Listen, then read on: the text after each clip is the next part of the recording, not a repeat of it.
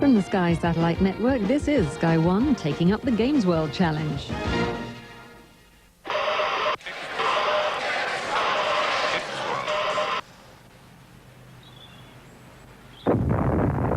It came. The end of the world as we know it. But one thing survived. They could not break its following. The game.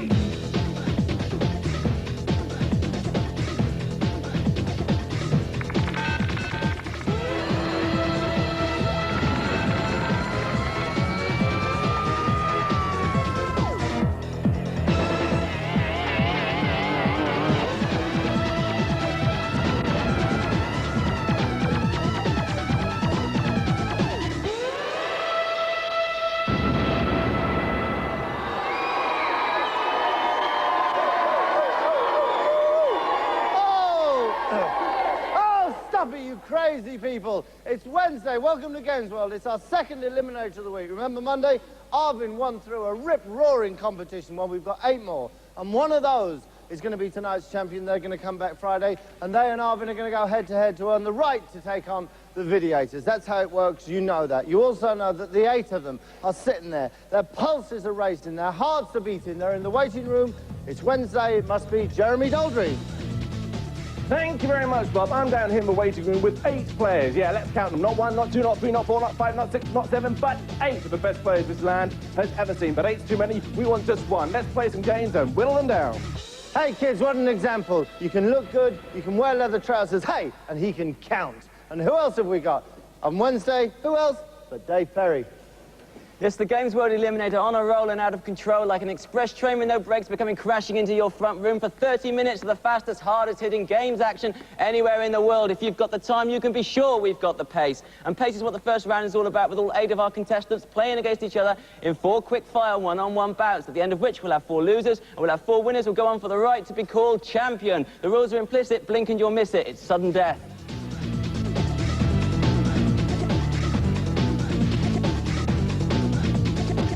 If you want to come and play, you better be a good one, because if not, your death will be sudden. Here we go. We've got number 5 and number 7. It's DEFCON 1 for number 5, Trevor, and number 7, Scott.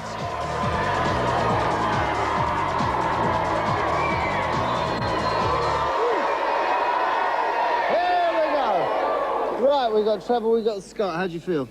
Fine, thanks. You going to win? Yeah, definitely. Well, let's see. Is it Trevor number 5 who's going to be staying alive, or is it Scott who's hot to trot? Gentlemen, take your positions at the console.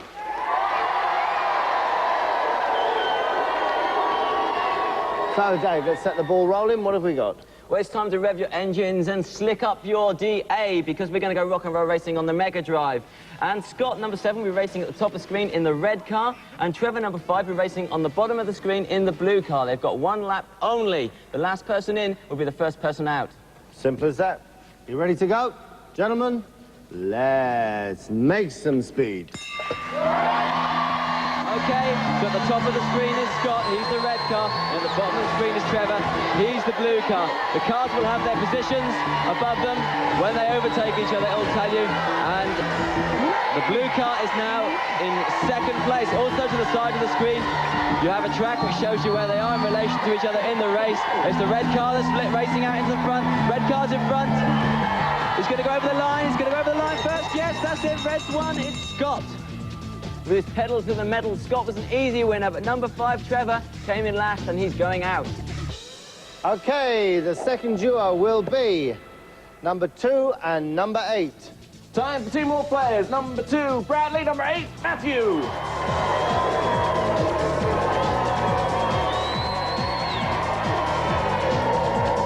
Whoa! Here we go. Bradley, Matthew, you feeling good? Yeah. What do you say? I'm going to cream. Yeah, you're going to get creamed. Let's see. Gentlemen, take your position at the console.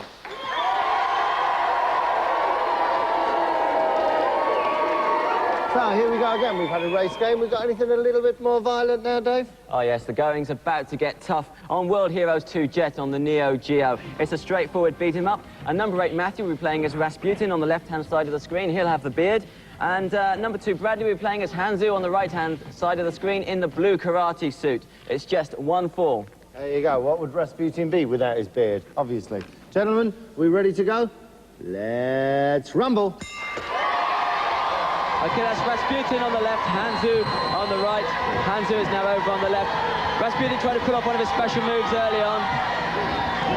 And there's an energy bolt move from Hanzu. They're both keeping their distance from each other. They went in with a few early kicks, but now they're backing off, going for the special moves. Now it's all going in. Hanzu's going in with a lot of low kicks. That's a special move. He's used his projectile across the screen. He's caught Rasputin. He's going in with those low kicks, and Hanzu seems to be favouring the kick combinations, and it's working for him. It's working for him. Rasputin's never step down. That's his dragon punch move, and it's all over. Rasputin is down. Radley is our winner. Well, can you kick it? Number 8, Matthew, certainly couldn't. He couldn't punch it either, and now he's out. Okay, we're at the halfway stage. Let's see who's next up.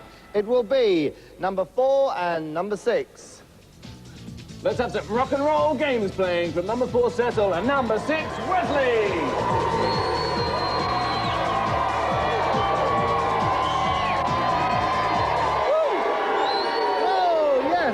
Up big for Cecil and Wesley. You feeling good? Yep. Hanging loose? Yeah. Getting tough? Yep. Okay, let's see if we're going to separate them. Gentlemen, take your positions at the console.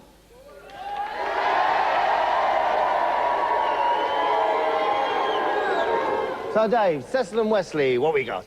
Well, we've got a prickly little challenge with 2 of Sega's favourite sons in the bonus stage of Sonic 2 on the Mega Drive. Wesley will be playing as Sonic and Cecil will be playing as Tails. And all you have to do is race down the tube and collect as many rings as possible. The person with the most gold will win. That's it. Simple as that. You ready to go? 1 lap. Let's do it. The scores are at the top of the screen. On the left-hand side, you have Sonic's score. On the right-hand side, you have Tails' score. And I'll remind you, Cecil is Tails and Wesley is Sonic. You see them jumping around a lot. They're not just being excitable. What you do when you play this game, if you jump, you leap ahead of your opponent. And of course, that is vital when you're coming up to large clusters of rings. You've got to be ahead of your opponent to get the bulk of the gold. The little black balls you'll see along the way, those are like buffers. On the bimble, no, he's down, Sonic's down, he's lost a load of his rings. Now Sonic is down to 13 rings and Tails has 26 rings. That means Cecil is a long way in the lead with Tails, and they're coming towards the end of the win. That's it, Cecil wins. The number 6, Wesley, was trailing in Tails' wake, and now he's going out. Okay, the final brace. So let's have them out here, please. Number 1 and number 3.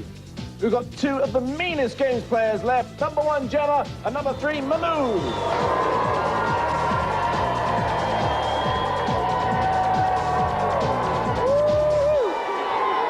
There we go. We got Gemma, we got Mahmood, our first lady of the show. How you doing, all right? All right. Feel confident? Yeah. Mahmood, feeling good, yeah? Yeah, of course. Yes. Let's see who it's going to be. Hey, let's see if you've got the ammunition. There's the console. Take your position.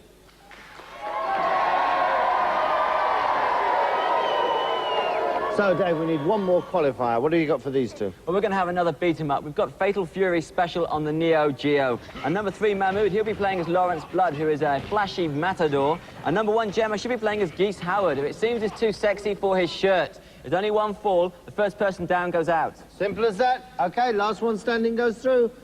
Let's rumble. Okay, so Lawrence Blood's on the left-hand side of the screen. He's the matador with the cape. And Geese Howard is the blonde-haired guy who's got his shirt off. It's obviously a little bit hot in that ring. And at the moment, poor old Geese Howard is taking a hammering from Lawrence. He's just putting a few blows back in, but it's Lawrence who's doing all the running with his low kicks and with his cape swipes. And Geese Howard is well in trouble. He got caught in the corner. He needed to get out of the corner. And Lawrence Blood has gone after him. That was a powerful uppercut. But Lawrence Blood on the counter-attack with his cape. It's all over. The winner is Lawrence Blood and Mahmood. A pretty even battle, but at the end of the day, Geese Howard and number 1, Gemma, are the losers. They're casualties. So, Trevor, Gemma, Matthew and Wesley, one thing in common, they're losers. How it happened to you?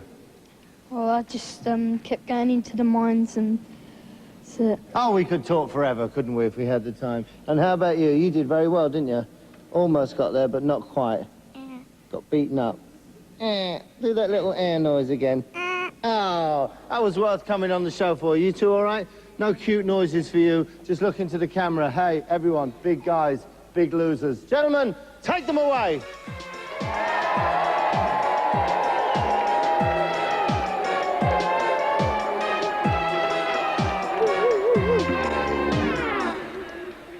So, So there you go, that's what happens. 8 of them come, 4 of them are losers. But the other 4, the ones we want to see, they're the winners. My name's Bradley. I'm 10 years old. I mash Matthew and I'm going to mash the rest.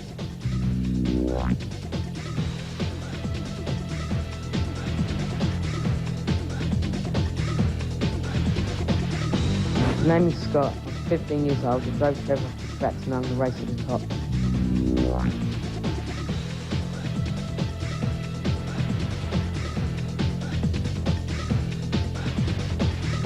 My name is Mahmood and I'm 15.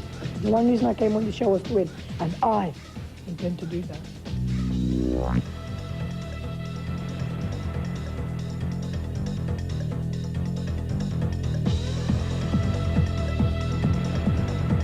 My name's Cecil and I'm 17. I've just wiped out Wesley and I need to sort out the rest.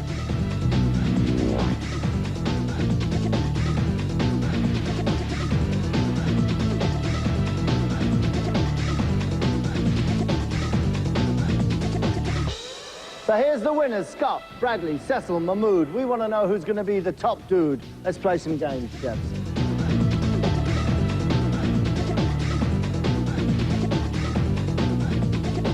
So these 4 guys taking a springtime stroll to the Alpine Meadow of Victory, but one of them is going to find themselves in the inner city alleyway of defeat. What have we got, Dave? We're going to take a nice stroll now through Ranger Smith's Jellystone Park for 5 laps of Turbo Tunes on the Super Nintendo. All our competitors get to play as their favourite Hanna-Barbera characters within the game. They just have to race around, and Blue Scott will be playing as Yogi Bear, Cecil in green will be playing as Top Cat, Bradley in black will be playing as Snagglepuss, and Mahmood in orange will be playing as Hong Kong Phooey. You'll know which competitor is playing as which character because of an arrow above the head, which will be the same colour as the competitor's T-shirt. The person in last, his arrow will always be flashing. There you go. OK, it's that simple. You ready to go? Let's play. OK, off we go with Captain Caveman, and immediately Top Cat races into the lead. The thing to look out for is the box in the middle of the screen. And in that screen, you'll see all the characters within the game, and the order they're in, that's the order they're actually in within the race. So at the moment, you've got Top Cat in first place, Yogi Bear in second place, Hong Kong Phooey in third place, and it's Snagglepuss in fourth place, but Snagglepuss has overtaken Hong Kong Phooey, and it's still Top Cat way out in front, but it's Hong Kong Phooey now who's just about to get lapped by Top Cat. Top Cat's trying to go around him, but Hong Kong Phooey's using his karate chops to stop him going past him. But he's gone past him now, and so is Yogi Bear. And Hong Kong Phooey is a long, long way behind because Snagglepuss, he looks like he's going to catch him up now. Snagglepuss has picked up an icon, just giving him a cloud above his head, which will slow him down, which may stop him from catching up Hong Kong Phooey for a while, but at the moment Hong Kong Phooey is banging into everything. I think that mask around his eyes has blinded him. He doesn't know where he's going. Top Cat's gone through, he's won. Yogi Bear's gone through, he's safe. And now Snagglepuss is coming up. That's Bradley, he's gone through, he's safe. And Hong Kong Phooey and Mahmood are a long way behind. I think he forgot to cut holes in that black mask because Orange Mahmood and Hong Kong Phooey are bumping into everything. Now he's going to bump into the Cyberpunks on the way to the pit. So, Mahmood, it's a tough game, that, wasn't it? Yeah, very tough. And you fall behind. It's one of those things you fall behind and it's just, they just spur away from you and it just gets more and more frustrating, doesn't it? Yeah, sort of, yeah, but well, I was not good at that game anyway. No? No, just have to run with my character. Yeah? Yeah. It's something to do with your kid. It wasn't your fault. No, it was no. Hong Kong Phooey. Yeah. Well, maybe it's Hong Kong Phooey who should be dragged off and thrown into the pit. But hey, he's not a real character. You are, gentlemen. Take him away.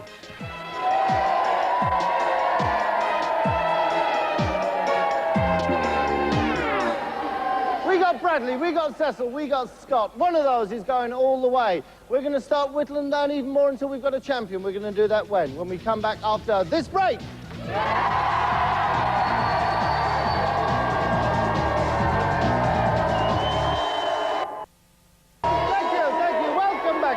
Halfway through the second Eliminator of the week. Bradley, Cecil and Scott are aiming to become our champion tonight. Let's find out who it's going to be. Let's play some games.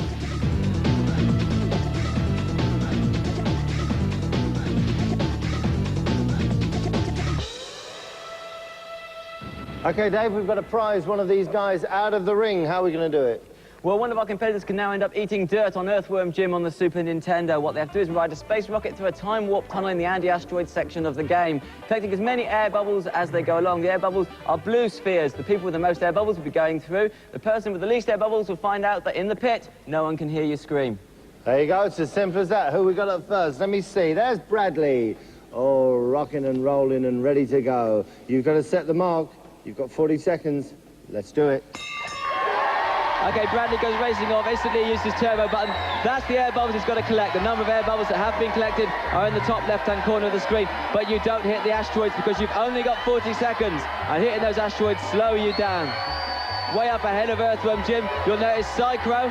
That spear he just picked up with the electricity around it, that's a shield that he can activate. He's got it moving now. That stops him from losing energy if he should hit the asteroids, and of course stops him from dying. That's Psychro in front of Earthworm Jim. He's Earthworm's adversary, and it's not good to be up on him. Those blue spears, they were speed-up icons. He could have done with those because they'd have pushed him through the later levels of the game. He's going to have trouble now because there aren't any more spears. That's the end of his challenge. Only 19. Bradley, 19. What do you think? You think it's going to be good enough? No, he doesn't think it is. I don't think it is. It's a very low score. I think Bradley could be going out now. They don't come in clusters, though. You've really got to pick these guys off one. You really have. They're all over the place. You've got to swing left and right. You've got to avoid the asteroids. But what Bradley didn't get was he didn't get the speed-up icons, which would have got him to the later levels where there are more air bubbles. OK, Cecil, 19. That's the mark. You get past that and you're through, OK? You've got 40 seconds and your time starts now. Okay, so Cecil instantly uses his rocket boosters. And there's an oxygen bubble. Top left-hand corner of the screen, of course. That's where you'll see how many bubbles he's got. And at the moment, he's got 3. There's a line of them. At the moment, by using his rocket boosters, he's keeping up with Psychro. Of course, it's important to go as fast as possible in a speed challenge, in a time challenge. But Psychro can get in the way. He can bump into you and give you all sorts of troubles. Psychro is, of course, Earthworm Jim's nemesis. That's a nice cluster of bubbles he's got, and those orange icons, those are the speed-up icons, they've got him through because in a minute it's going to be a real barren patch. At the moment he's got 23 bubbles. That's going to be enough for him to go through. He knows he's through now. He wants to play for points because he can choose his character in the head-to-head. 24 points, that's going to be good enough. Cecil, 24, OK, so you can go and sit down and relax. You know that you're through, all right? And Bradley's going to have to panic.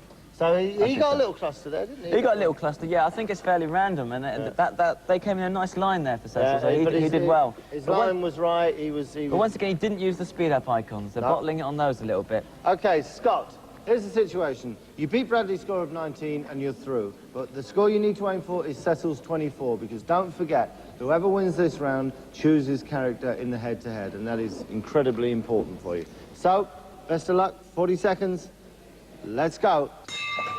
OK, and off Scott goes into the game. There's his first air bubble. Top left-hand corner of the screen. Scott now has 3 bubbles. He's hit an asteroid. That's not good. That's going to slow him down. All the guys have chosen to be fairly cagey so far. They've just sauntered along at a fairly even pace, not using the speed-up icons. They just picked up the bubbles that are along the way. This is quite calculated. I think they must know roughly how many bubbles they're going to get, but I would like to see someone use the speed-up icons and really hair through the level. Give us something really exciting to watch. That's a nice cluster of bubbles there. Once again, he's missed the speed-up icons. He's got 17. He's already through. He's through now with 21 bubbles to the next round. But has he got enough to choose his character? I don't think so. So in black, Bradley did very badly, and with 19 points has launched himself into gaming obscurity. Bradley, what happened there? My hand's too cold. Your hand's too cold? Yeah. You need to get them warmed up. Yeah, of course you do. Well, Brad, it's been great having you on here. Just a little thing we find out about everyone.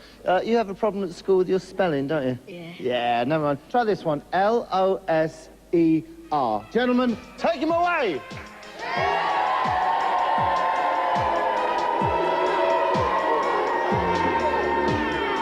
We got Cecil, we got Scott. One of them, and only one of them, is going to be tonight's champion. Let's find out who. Let's go. Head to head.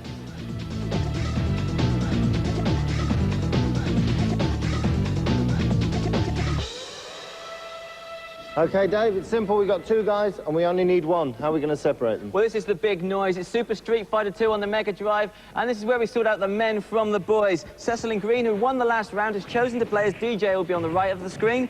And Scott in blue has chosen to be as T-Hawk, who's playing on the left of the screen. There are 3 rounds, but the first person to win 2 bouts will be tonight's champion. That's it. Simple as that. Let's find out what's what. Let's do it. OK, so T-Hawk on the left-hand side of the screen. DJ is the kickboxer on the right-hand side of the screen. The energy bars are at the top of the screen for anyone who doesn't know the game. And the more yellow you have showing, the more healthy you are. The more red you have showing, the nearer you are to defeat. T-Hawk is a large Mexican Indian. And DJ is a Jamaican kickboxer who harbours a secret desire to actually be a DJ. He credits his fighting style down to having more rhythm than his opponents, although T-Hawk is far more the most powerful character. T-Hawk leaping in with his blind kick attacks, just trying to land power kicks on DJ. And as you can see at the energy bars, it's taking its toll, but DJ's caught him. DJ's caught him. First round to DJ. Let's go. Okay, so that round showing just how important it is to choose your character. Cecil chose DJ and he's looking very relaxed. T-Hawk seems to only have one move. Scott seems to be leaping in with his blind kicks. They're very powerful when he lands them, but he's not landing them very often. And DJ and Cecil are counter-attacking wonderfully. They're just waiting for him to come in, using projectiles at long range. And when he comes in, they're just hammering him. That's a beautiful flying kick and a low kick. The combinations are coming out from DJ now, and that's how you win a Street Fighter. You put one quick move after another, and you slowly wear your opponent's power down. Oh, DJ tried to land a power punch, but it didn't quite work for him. And there he is, he came over the top with a long swiping foot. That punch landed, the hammer punch landed, and now the low kick of T-Hawk's in trouble. One more kick to T-Hawk, and it's going to be over, but he's caught DJ first. That's 1-1. This is a great battle. Okay, gentlemen, here's the decider. Let's go. Well, it couldn't have been tighter than in that last round. It looked like DJ was going to take it, but T-Hawk came in. Like I say, he's an extremely powerful character. And DJ stays. T-Hawk's going in. It's got him by the throat, and that's going to have done DJ no good at all. Look at the energy bars. DJ bar is well down. He looks so in control in the last two rounds. And it seems that T-Hawk's surprise win the last round has done him the world of good. And though DJ is landing the hammer punches, he's thrown T-Hawk to the other end of the screen, and now it's DJ on a comeback trail. I thought he was going to be dead and buried in this one. That's a projectile. T-Hawk covers himself up. That's a low kick. T-Hawk covers himself up again. He's going to take one last kick to DJ, but there's the hammer punch again and a projectile. T-Hawk's going to go in. He's got a landed punch, and DJ's coming in. This low kick is counter punching with a hammer punch and a projectile. T-Hawk can't get anywhere near DJ. All he's got to do is land one last punch. It must be so frustrating, and his energy is whittling down. And that's it! What a great comeback! DJ and Cecil have won it.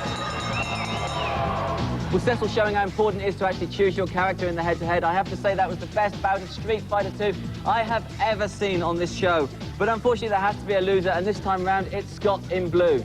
Cecil, incredible. Scott, what can I say? I was all ready to ring the bell. It looked like you'd won that one. His power was gone. He's a great player, though, isn't he? Yeah. How do you think he's going to do if he has to come up against Videators? Quite well. Yeah, you think so? Yeah. You performed superbly, but we have to say, gentlemen, take him away.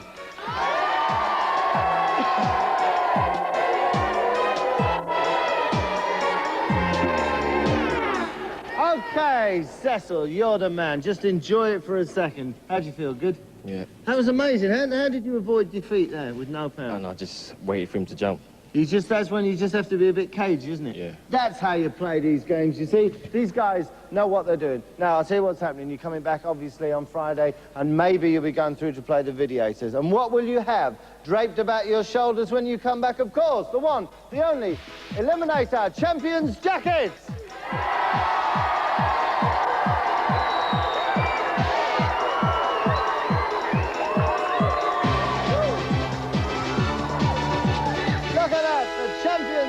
The rest of you read it and weep. So what happens now? On Friday, Arvin, who was Monday's winner, and Cecil will be standing here going head-to-head, and one of them will be earning the right to play against the Videators on Beat the Elite. Who's it going to be? How are you going to find out? You know how you're going to find out. You're going to keep that chair sacred for Game 12 every night. See you then. Thank you. Good night. Woo!